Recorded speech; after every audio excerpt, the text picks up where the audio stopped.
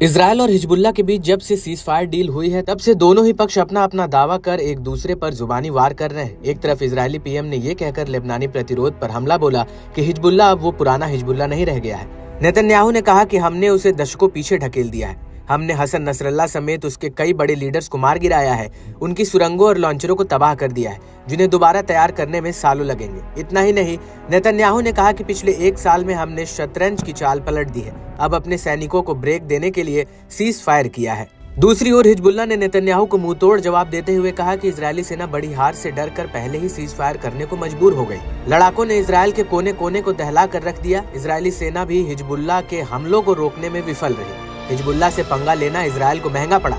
Israeli सेना ने Lebanon में घुसपैठ के महज 2 महीने के अंदर ही युद्ध विराम समझौते पर साइन कर अपनी हताशा दिखाई। इस बीच ईरान समर्थित प्रॉक्सी गुटों ने भी हिजबुल्लाह के साथ सीज फायर पर इजरायल को घेरा। यमन के अंसार अल्लाह आंदोलन के नेता सैयद अब्दुल मलिक अल हौथी ने इजरायल को जमकर लताड़ा। यमनी नेता ने कहा कि इजरायल लेबनान में अपने मंसूबों को हासिल करने में कामयाब नहीं हो पाया। अमेरिकी मदद के बावजूद इजरायल का सीज फायर करना उसकी हार को दिखाता है। अल हौथी ने सीज फायर डील को लेबनान की ऐतिहासिक और महत्वपूर्ण जीत तक का करार दिया। साथ ही इस जीत का क्रेडिट हिजबुल्लाह लड़ाकों को भी दिया, जिन्होंने इजरायल को काफी नुकसान पहुंचाया। यमनी नेता ने जोर देते हुए कहा कि इजरायल अपने हमलों से हिजबुल्लाह को कमजोर करने के दावों में असफल रहा। हिजबुल्लाह मजबूत बना हुआ है, इसमें अभी भी इजरायल को दुनिया के नक्शे से मिटाने की ताकत है। अल हौथी ने सीज फायर डील को इजरायल की हार करार देते हुए कहा कि ये आगे के खतरों से बच गया। उन्होंने कहा कि लेबनानी प्रतिरोध को अब गाजा पर अपना ध्यान देना चाहिए। उन्होंने गाजा की मदद के लिए अरब देशों के रवैये पर दुख जताया।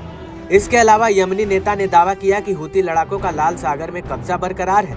उन्होंने खुलासा किया कि इजरायल को अपने समुद्री नेविगेशन को फिर से बदलने के लिए मजबूर होना पड़ा, जिससे उन्हें आर्थिक मोर्चे पर नुकसान उठाना पड़ रहा है। लड़ाके मिसाइलों और ड्रोन से इजरायल पर लगातार हमले कर रहे हैं। बीते हफ्ते अस्कलान अल नकाब में निवातिम एयरबेस और इलात समेत इजरायली साइटों को निशाना बनाया गया।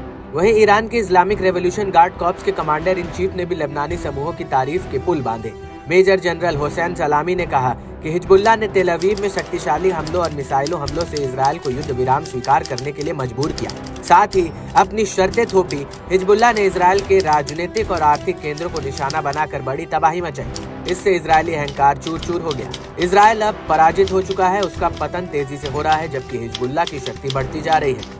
जब एक प्रतिरोध मौजूद है तब तक इजरायल की मुश्किलें वैसी ही रहेंगी। अमेरिका और फ्रांस ने सीज फायर में अहम योगदान इसलिए दिया क्योंकि उन्होंने देखा कि कैसे हिजबुल्लाह ने इजरायल के सैन्य ढांचे को नष्ट किया। युद्ध विराम को लेबनानी लोगों और हिजबुल्लाह के लिए बड़ी जीत बताया। इजरायल को तुरंत गाजा में युद्ध विराम की घोषणा करनी चाहिए, क्योंकि वो अब युद्ध को जारी नहीं रख सकता।